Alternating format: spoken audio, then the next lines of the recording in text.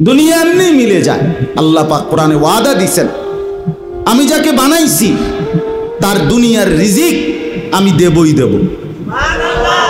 এই জমিনে যত কিছু আমার বিচরণশীল মখলুক, আল্লাহ বলেন ওয়ামা মিন দাব্বাতিন ফিল আরদি ইল্লা আলাল্লাহি রিজকুহা, সকলের রিজিকের দায়িত্ব আমি আল্লাহ আমার কাঁধে তুলে নিলাম। তাফসীরের মধ্যে আছে হযরত মুসা আলাইহিস সালাম একদিন আল্লাহ তাআলাকে জিজ্ঞেস করলেন, আল্লাহ আপনার সমস্ত সৃষ্টি ছোট বড় সকলের রিজিকের কথা আপনার মনে থাকে, মনে রাখতে পারেননি? তো আল্লাহ তাআলা বললেন, মুসা তোমার সামনে একটা বড় পাথর আছে, এই পাথরটার মধ্যে তোমার হাতের লাঠিটা দিয়া বাড়ি দাও। মুসা আলাইহিস সালাম বাড়ি দিলেন, পাথরের একটা অংশ ভাঙ্গা পড়ছে। আচ্ছা আবার মারো, আবার মারলেন, আরেকটা অংশ ভাঙছে, আবার মারো, আবার মারলে পাথরের একটা অংশ ভাঙছে। 4 বার পাথরটাতে আঘাত করলেন।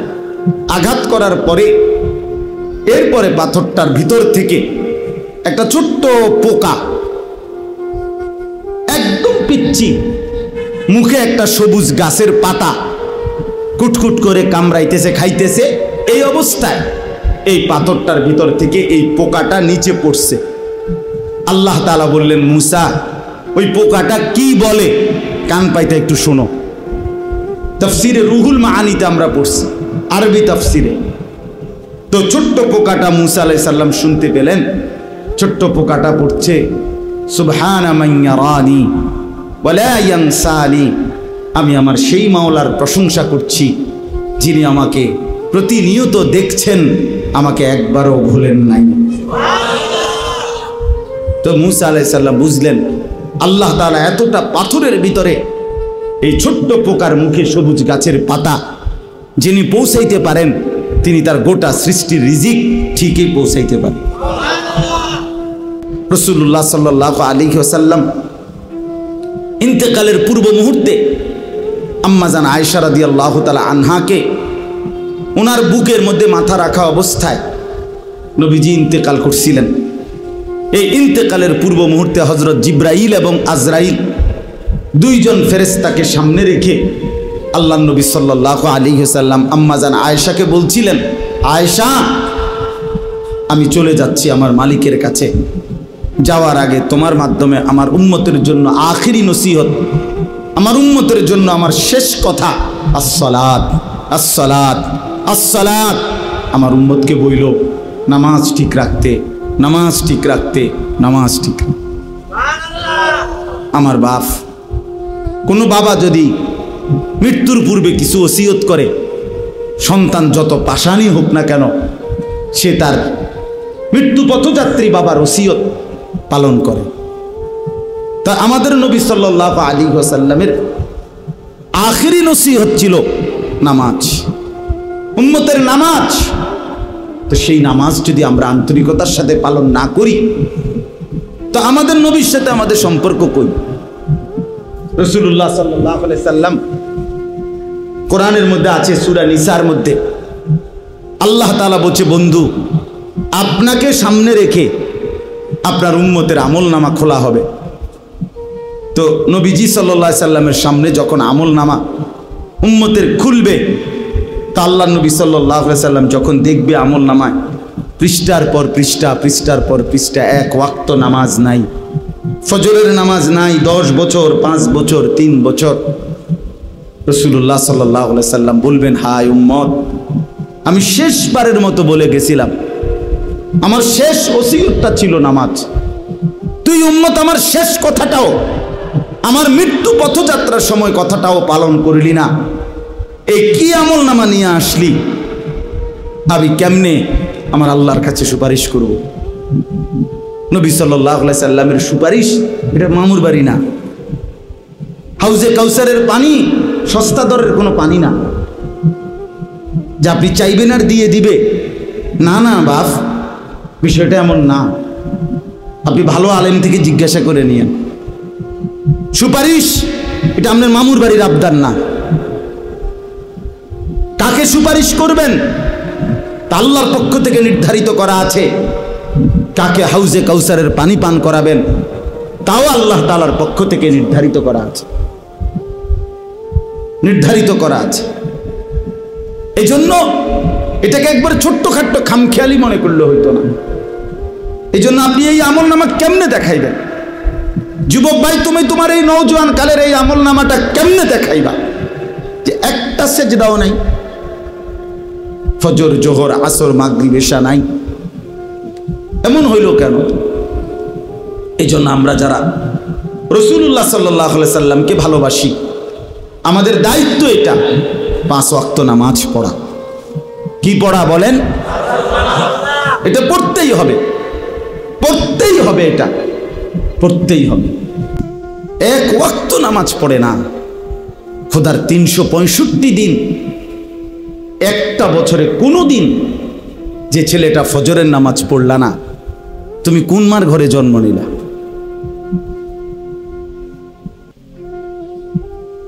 তুমি কোন বাপের ঘরে জন্ম নিলা?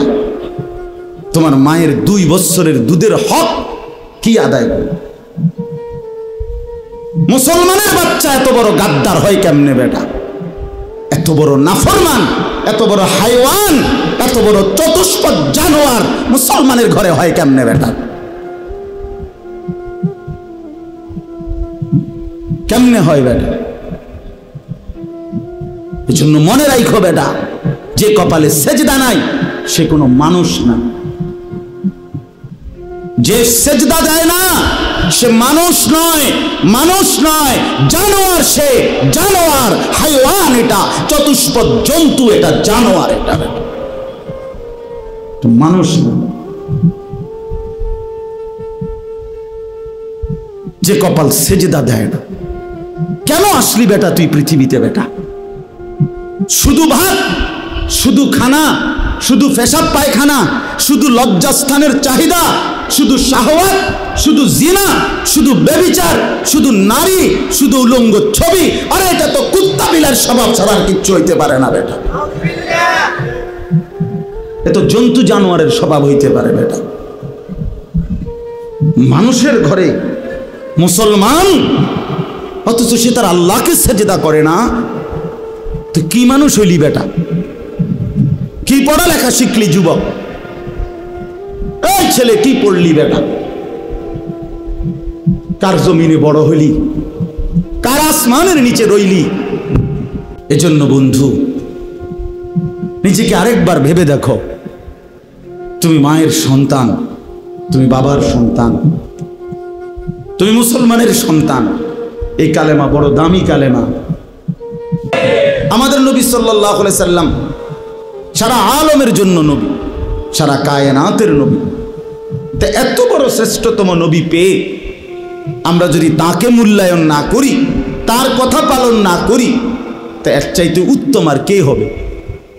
এর চাইতে উত্তম আর কে আসবে আমাদেরকে বুঝাবার জন্য? নবীজির চাইতে উত্তম আর কে আসবে? কেউ আসবে। সর্বশ্রেষ্ঠ ব্যক্তি, সর্বশ্রেষ্ঠ ব্যক্তি আল্লাহ তাআলা আমাদের জন্য দান করেছেন। কোরআনুল কারীমের মধ্যে আছে, আল্লাহ তাআলা বলেন, লাকাদ মান্নাল্লাহু আলাল মুমিনিনা ইয বাআসা ফীহিম রাসূলাম মিন আনফুসিহিম। আল্লাহ তাআলা বলেন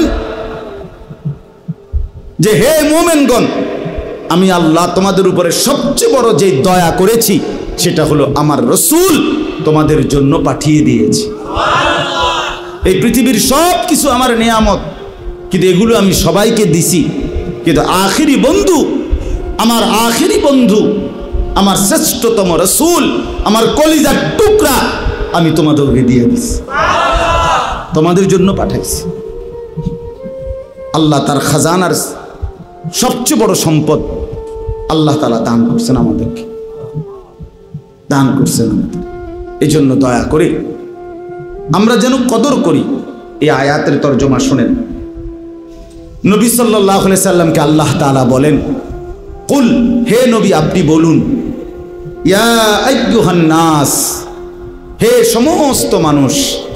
সারা পৃথিবীর মানুষকে আল্লাহ তাআলা ডাক দিতে বলছে, হে নবী আপনি বলেন, হে লোক সকল, হে জগতের সমস্ত মানুষ, শোনো তোমরা, ইন্নী রাসূলুল্লাহি ইলাইকুম জামিআ, নিশ্চয়ই আমি আল্লাহর রসুল ইলাইকুম জামিআ, তোমাদের সকলের জন্য, সারা পৃথিবীর বিশ্ব মানবতার জন্য আমি হলাম আল্লাহর রসুল। তো আল্লাহ তাআলা বলেন, আমার পরিচয়টা তুলে ধরেন নবী, আপনার পরিচয়ও তুলে ধরছেন যে আপনি সারা বিশ্ব মানবতার রসুল। এবার আমার পরিচয়ও ধরেন যে এই কথাটা কে বলছে। আল্লাযী লাহু মুলকুস সামাওয়াতি ওয়াল আরদ, সাত আসমান এবং জমিনের মালিকানা যেই আল্লাহ, তিনি বলছেন যে আমি সারা পৃথিবীর মানুষের জন্য আমি আল্লাহর রসুল। লা ইলাহা ইল্লা হুয়া ইউহয়ী ওয়া ইউমীতু, তিনি ওই আল্লাহ যিনি ছাড়া আর কোনো ইলাহা নাই, তিনি সকলকে জীবন দেন, তিনি সকলকে মৃত্যু দান করেন। জীবন মৃত্যু দানকারী, একত্ববাদের অধিকারী আর কোনো ইলাহা নাই যিনি ছাড়া।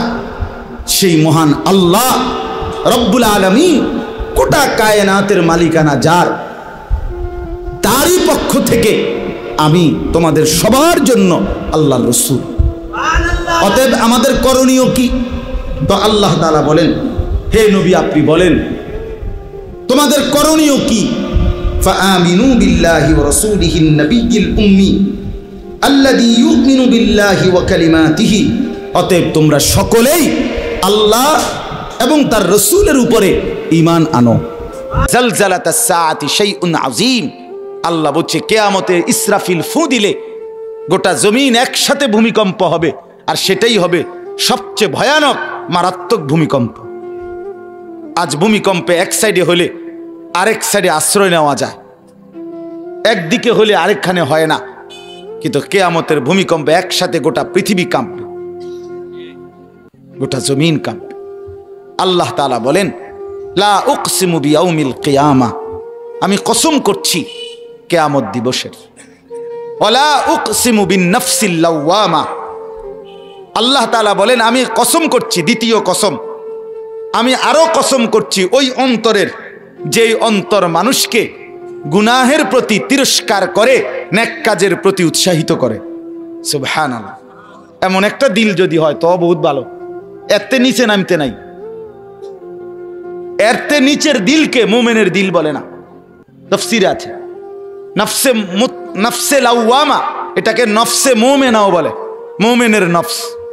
একজন ইমানদারের ইমানের সর্বশেষ স্তর হইল এদ্দুর কমপক্ষে যে গুনাহ হয়ে গেলে অস্থিরতা শুরু হয়। আগুনের এক কোণা লাগলে যেমন শরীর ছটফট করে, গুনাহ হলে ছটফট করে, নেক কাজ করলে ভালো লাগে। এদ্দুরের নিচে নামতে নাই, এদ্দুরের কি নিচে। যেদিন গুনাহ করলে আর অনুভূতি নাই, নেক কাজ ছুটে গেছে।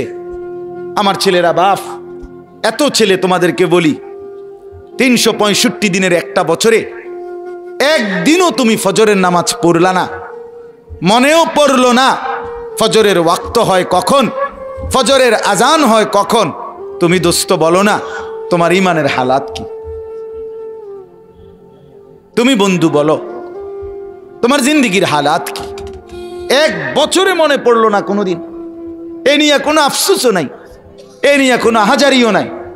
আয় হায় হায়, 30 বছর ধরে বাজারে প্রত্যেক দিন ওজনে কম দেয়, সুদের লেনদেন করে, কিস্তির লেনদেন করে, বাটপারি সিটারি করে, 3 নম্বর মাল 1 নম্বর বলে।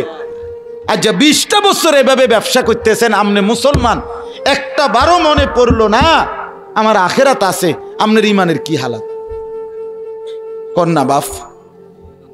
60 বছর বয়স, আমনে এখনো বিড়ি খান। ওমা কি ডাকাইতেন আমনে? চাচা আমনের মতো ডাকাইত তো আর মানুষ হয় না। 60 বছর পরেও আমনের মনে পড়লো না এটা গুনাহ, আপনি তাহলে ছাড়বেন কোন দিন? কথা বলেন না কেন? 10 বছর ধরে দাড়ি কাটতেছেন প্রতিদিন এক তালে, নিয়মিত 2 দিন পর পর, 1 দিন পর পর। আমার ভাইয়া, কত বছর পরে মনে পড়বে এটা গুনাহ? ওয়ালা উকসিমু বিন-নাফসিল লাওয়ামা, এজন্য রব্বুল আলামিন বলেন আমি কসম করছি ওই অন্তর, ওই নফসের ভেতরের ওই প্রবৃত্তির যেটার হালাত কমপক্ষে এর দূর, যে প্রতিটা মন্দ আর গুনার কাজ করিলে তিরস্কার করে আর নেক কাজের জন্য প্রেরণা দেয়। এর দূরের নিচে নামতে নাই। ইদা সাররাতকা হাসানাতুকা ওয়া সাআতকা সাইয়্যাতুকা ফাআনতা মুমিন। আল্লাহর নবী বলেন, তোমার নেক কাজে যখন তোমাকে আনন্দিত করে, তোমার গুনাহের কাজ যখন তোমাকে ব্যথিত করে, কষ্ট দেয়, তখন তুমি মনে করবা এখনো তুমি মুমিন, এখনো মুমিন, এখনো ঈমান আছে। যেদিন দেখবে এত নিচে নেমে গেছে, সেদিন ঈমানের হালাত বড় নাজুক। আল্লাহ আমাকে মাফ করে দেন। এমন একটা দিল নফসে লাওয়ামা, এটাও নিয়ামত। টার্গেট নফসে মুতমাইন্না, টার্গেট হলো নফসে মুতমাইন্না। কেমন? এমন একটা দিল বানানো যে দিল সারাক্ষণ নেক কাজ করতেই মন চায়, গুনার কথা খেয়ালেও আসে না, গুনার ধারে কাছেও যায় না। সারাক্ষণ এই দিল নেক কাজের জন্য নতুন নতুন প্ল্যান প্রোগ্রাম, নতুন আকাঙ্ক্ষা ব্যক্ত করে, এটাকে নফসে মুতমাইন্না বলে। ওই পর্যন্ত যদি নাও যায়, কমপক্ষে যখনই ভুল হয়, গুনাহ হয়, তখনই অস্থিরতা আসে। নেক কাজ ছুটে গেলে অস্থিরতা আসে, নেক কাজের প্রতি উৎসাহিত আসে।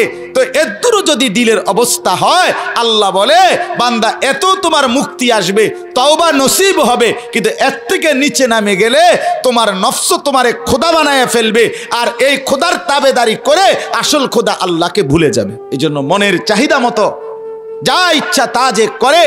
হযরত আব্দুল্লাহ ইবনে আব্বাস রাদিয়াল্লাহু তাআলা আনহুমা বলেন, এটাও এক ধরনের শিরক। আয়াহসাবুল ইনসানু আল্লান নাজমাআ ইযামা।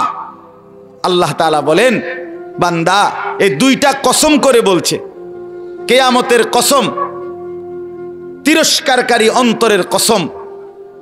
তোমরা কি ভেবেছো মানুষ যে আমি আল্লাহ কবর থেকে এই হাড্ডি মাংস গোশত সব কিছু বিলীন হয়ে যাবে, মাটির সাথে মিশে যাবে, হারিয়ে যাবে, উড়িয়ে যাবে, এগুলোকে আবার পুনরায় হাসরের ময়দানে একত্রিত করতে পারবো না? এই ভেবেছ? এই ভেবেছ? কাফেররা মনে করে, মুশরিকরা মনে করে, নাস্তিকরা মনে করে, মুরতাদরা মনে করে। অহরহ নবীকে বলতো, মুহাম্মদ কিভাবে সম্ভব, কিভাবে কবর থেকে সব উঠাবে আবার পুনরায়? আল্লাহ তাআলা এটার জবাব পুরা কোরআনে বহু জায়গায় দিছে, এখানেও দিছে। আপনারা বলবেন এখনকার জমানায় আখেরাত, কবর, পরকাল অস্বীকার করে এমন লোক আসেনি? আমি জানি আছে। আরে আমার চোখে আমি দেখছি, কোটি কোটি টাকার মালিক বেটা জানাজা পড়া, জানাজার নামাজ পড়ছে, ঢাকার থেকে আসছে গ্রামে, অনেক টাকার মালিক। ইমাম সাহেব জানাজার আগে কবরের আযাবের কথা বলছে।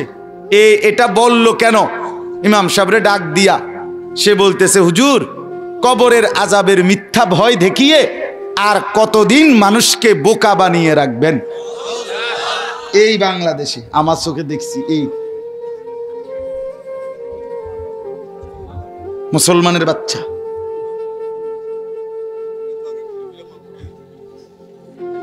ঠিকই তার জানাজায় আগে দেওয়া ছিল, ঠিকই কইছে চাচা। চিন্তা করছেন না আপনি বিষয়টা? আমি এরকম ছেলে দেখছি, একেবারে সরাসরি কথা বলছি, 4টা এরকম তাগড়া যুবক, অনার্স পড়ুয়া, পরিষ্কার আমার সামনে বলছে, হুজুর আল্লাহ বলতে কিছু আছে, আমরা এটা মোটেই বিশ্বাস করি না।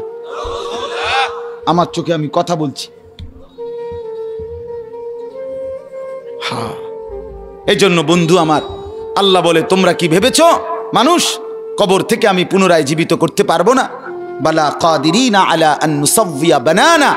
আল্লাহ বলে না বান্দা, শুধু পারবো না এটা না, বরং আমি আদম থেকে শেষ মানুষটা পর্যন্ত সমস্ত মানুষের পুরা দেহ দুনিয়ায় থাকাকালীন হুবহু যেইটা, সেইটা পুরাটা, এমনকি আঙ্গুলের অগ্রভাগে ভিতরে যেই রেখা, ফিঙ্গার, ওই যে ফিঙ্গার আলাদা আলাদা, মানে এই বৃদ্ধাঙ্গুলের এই জায়গাটা যদিও দেখতে একরকম, কিন্তু 800 কোটি মানুষের ফিঙ্গার ইলেকট্রনিক্স ওই যন্ত্রের মধ্যে দিলে আলাদা আলাদা কিনা? কথা বলেন না কেন? এই ভিতরের রেখাগুলো কি আলাদা আলাদা?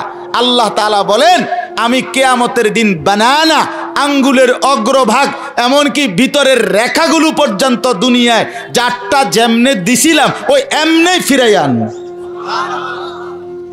হাসরের ময়দান ফিরে আন। বাল ইউরিদুল ইনসানু লিয়াফজুরা আমামা, আল্লাহ বলে তবুও আমার বান্দা মানুষ সে আগত নিজে আছে এখন, অথচ সামনের বিষয় কিয়ামত এটা নিয়ে সে মিথ্যারোপ করে, তর্ক করে। কি বলে? ইয়াসআলু আইয়ানা ইয়াউমুল কিয়ামা, সে প্রশ্ন করে দিনদারকে, মুত্তাকিকে, নবীকে, আল্লাহওয়ালাকে যে কখন আসবে কিয়ামত। আল্লাহ বলেন ফাইজা বারিকাল বাসার, সত্যি সত্যি কিয়ামত আসবে, আর তখন এই চোখে দাদা লেগে যাবে। আহা কি হচ্ছে, আসমান ভেঙে যাচ্ছে, চাঁদ পড়ে যাচ্ছে, সূর্য পড়ে যাচ্ছে, তারকারাজি খসে খসে পড়ছে, জমিন রেজা রেজা হচ্ছে, পাহাড় উঠছে, সাগর নদীর পানি শুকায় গেছে, সব দেখে ভেলকি খায়া যাবে, চোখে ধাঁধা লেগে যাবে। ও খাসাফাল কামার, আল্লাহ বলে তারকা আরে চাঁদ আলোহীন হয়ে যাবে। জুমিয়া শামসু ওয়াল কামার, সূর্য চন্দ্র এক করে ফেলে দেওয়া হবে। ইয়াকুলুল ইনসানু ইয়াউমাইদিন আইনাল মাফার, এমন সময় কিয়ামতের এই ভীষণ অবস্থায় ইসরাফিলের ফুঁয়ে সব যখন ভেঙ্গে চুরে তছনছ হতে থাকবে, মানুষগুলো মাতালের মতো পাগল হয়ে একজন আরেকজনকে বলবে পালাবো কোথায়, দাঁড়াবো কোথায়, আশ্রয় কোথায়, আজ ঠিকানা কোথায়। কাল্লা লা ওয়াজার, আল্লাহ বলে না বান্দা, আজ আর জমিনে কোথাও আশ্রয় নাই। ইলা রব্বিকা ইয়াউমা ইদিনিল মুস্তাকার, আজ শুধু তোমার রব আল্লাহর কাছে আশ্রয়। ইউনাব্বাউল ইনসানু ইয়াউমা ইদিন বিমা কদ্দামা ওয়া আখার, আমি আল্লাহ হাসরের ময়দানে নিয়ে এরপরে তোমাদের প্রত্যেকটা মানুষকে জানাবো তোমার হায়াতে তুমি কি করেছিলে, আর তোমার পরে মৃত্যুর পরে তোমার নামে কি কি চলছিল, এগুলোর মধ্যে নেক কাজ কোনগুলো, গুনার কাজ, আমি আল্লাহ দোনোটার হিসাব একটা একটা করে তোমাকে জানাবো। বালিল ইনসানু আলা নাফসিহি বাসীরা, আল্লাহ বলে শুধু জানাবো না, বরং প্রতিটা মানুষ তার নিজের চোখে সরাসরি আমল নামাতে নিজের পুরা জিন্দেগি দেখতে পাবে। ওয়ালাউ আলকা মাআদিরা, আর যদিও তখন নানা উজর আপত্তি ছল ছাতুরি নানা বাহানা পেশ করতে চাইবে, আল্লাহ বলবেন যেটা বলে ফেলছি আগে, পেশ করলে লাভ হবে না। জমিন সাক্ষী দেবে, অঙ্গ প্রত্যঙ্গ সাক্ষী দেবে, ফেরেশতা সাক্ষী দেবে, আমল নামার লিখিত কপি দেখাবে, আমি আল্লাহ নিজেও স্বয়ং বলবো। অতএব বন্ধু আমার, আপনি হাসেন কিংবা কাঁদেন, আপনি সুখে থাকেন কিংবা দুঃখে থাকেন, আপনার টাকা কম থাকুক আর বেশি থাকুক, আপনি নেতা হন আর কর্মী হন, আপনি বিবেকবান, প্রত্যেকের কাছে অনুরোধ, জওয়ান বুড়ো দোস্ত আমিও সবাই, আমরা কিন্তু শেষ পর্যন্ত কবরে যেতেই হবে, মরতেই হবে, আখেরাতে যেতেই হবে।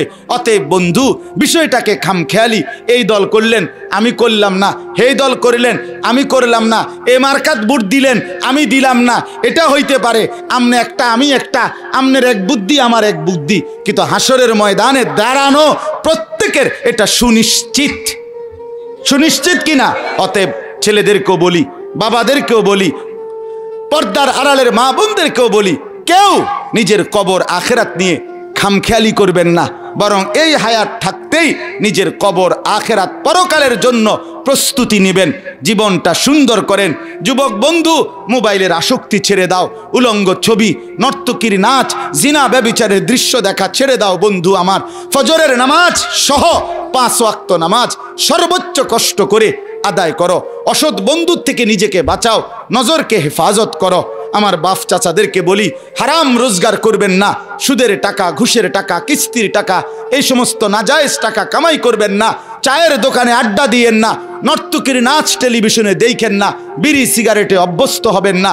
হায়াতের বাকিটুকু তাসবিহ পড়ে, কোরআন পড়ে, তাহাজ্জুদ পড়ে কাটান, মাদ্রাসার জন্য দোয়া করেন। মা বোন যারা পর্দায় আছেন আপনাদেরকেও বলি, নিজের ইজ্জত, নিজের সতীত্বের কদর করেন, দ্বীনকে ভালোবাসেন, কোরআনকে ভালোবাসেন, মাদ্রাসাকে ভালোবাসেন। বলেন ইনশাআল্লাহ। মাদ্রাসা 3টা জিনিস চায়, আপনাদের দোয়া, আপনাদের সন্তান, আপনাদের দান সাদাকা। যেই ব্যক্তি, আমার শায়েখ আল্লামা মুফতি মুশতাকুন নবী সাহেব বলে, কোনো মুসলমান যদি মাদ্রাসাকে দোয়া করে, মাদ্রাসায় সন্তান দেয়, মাদ্রাসায় দান সাদাকা করে, আমার শায়েখ বলে আশা করা যায় ওই লোকটা কিয়ামতের দিন মাদ্রাসাওয়ালাদের সাথেই দাঁড়াবে ইনশাআল্লাহ।